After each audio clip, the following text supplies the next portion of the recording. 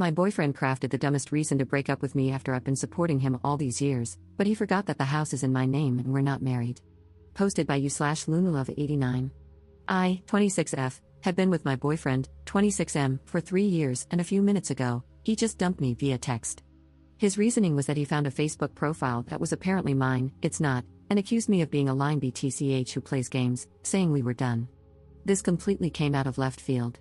The last time we spoke, which was not even 2 hours ago, everything seemed fine. I'm a few hours away at the moment because I was visiting my family for Father's Day. I've also been helping my dad because of a car accident that left him disabled. It's been really hard for him, so I decided to spend the weekend with him. My boyfriend had to stay behind because of work. My phone was on vibrate, and I woke up to it vibrating somewhere in my room. He had called twice in a row, which is a little unusual, so I tried to call him back. A part of me was worried something bad had happened because he never calls seconds apart. He forwarded my call to voicemail after one ring, and then I received a string of enraged texts. The first was a picture of a profile of some woman who shares my name, and the rest were filled with anger, accusing me of playing him for a fool and declaring that he was done playing games. Firstly, the woman in the picture looks nothing like me. She has black hair and blue eyes, while I have auburn hair and green eyes.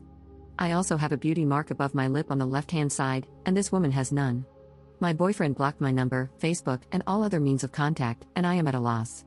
This is all very sudden, and all I feel is anger and pain. I don't want my dad to hear me crying, he already has enough on his plate to deal with. For some background, my boyfriend cheated on me a few months into the relationship, and I didn't learn about it until a year later. I ended up forgiving him, and things seemed fine. He was remorseful and did his damnedest to regain my trust. I can't help but wonder if he did this because he did something wrong and is looking for an excuse, or if he wanted to dump me so he could cheat without technically cheating. Tomorrow is his birthday, too. I wonder if he just wants to be free for that day. It just makes me cry. I won't be taking him back. No way in hell. He's living in my house, and nothing is in his name, he can screw off. Right now, I'm kind of shattered because I invested so much time and emotion in this person. I forgave him when he cheated on me, and now he's pulling random Facebook profiles out of nowhere to use as an excuse to break up with me and accuse me of being the shady one. What can I do to help myself? I'm really at a loss right now. Update 1 day later. Thank you all for your encouraging words and wisdom, it's helped a lot. This morning, 6 other people, including my brothers and my uncle, went with me to my house. My ex was sitting in his computer room playing League of Legends, seemingly oblivious that I had come home and that anyone had entered the room. I promptly tapped him on the shoulder and asked him to turn off the game and pack his things. He shrugged my hand off and continued talking to his teammates through what I assume was Skype or TeamSpeak. My patience for his nonsense was long gone, so I bent down and unplugged the surge protector from the wall. My ex flung the headset I had bought him off his head, and it bounced off his monitor. He stood up, screaming that it was a ranked game and that I was ruining his stats, or whatever else he was ranting about. My brother stepped between us and told him he had 10 minutes to pack his things, and only his things, before we called the cops to have him removed. We all stepped out of the room and watched him unplug his computer and neatly stack his belongings. At one point, he tried to take my Ethernet cable, and I firmly stopped him and told him that's mine. A friend brought in a box, and we watched him go through the house collecting the few things he owned, all while texting furiously on his phone. It turns out he was posting some nasty comments on Facebook, but whatever, that's childish, and I'm letting it roll off my back.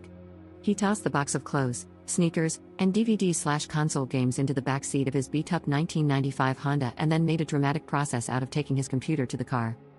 He seemed more concerned about his League of Legends game and his computer than about me. He didn't make eye contact or speak to me.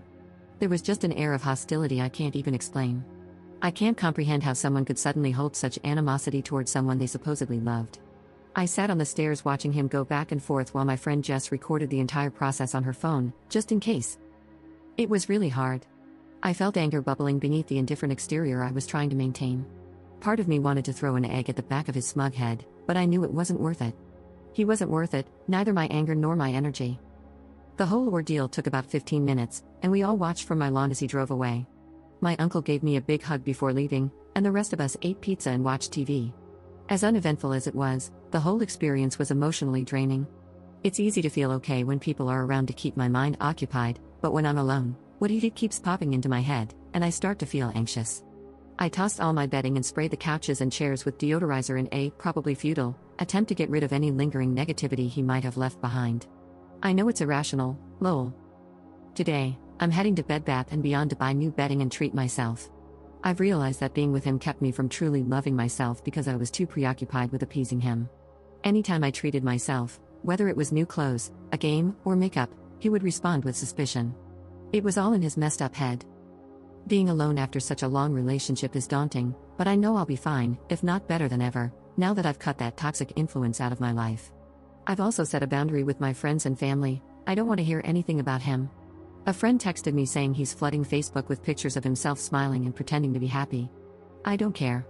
If he's content living in his mom's basement and cheating on good women with trash, so be it. In the end, whether it's 6 months, a year, or 5 years from now, something will click in his brain, and he'll realize the massive mistake he made. And yes, as petty as it sounds, I hope it makes him miserable. I'll be changing my locks, even though I took his copy of the keys. I'm also adding extra security, just in case. When he was a teenager, he vandalized the homes of people he didn't like, and based on his behavior, I wouldn't put it past him to do something similar again. Tomorrow, I'm going to the doctor to get tested. I don't feel like anything's wrong, but I'm not taking chances. This has been a life lesson. He hasn't ruined my future relationships. If anything, he's done me a favor by raising my standards and reinforcing my self-worth. I know what to look out for now, and I know the kind of person I deserve. Thank you again, everyone. Your advice and support brought up so many great points, and it's helped me tremendously. Commenter. For real, though, isn't it, like, illegal to force someone to leave their living accommodations within 10 minutes under threat of violence?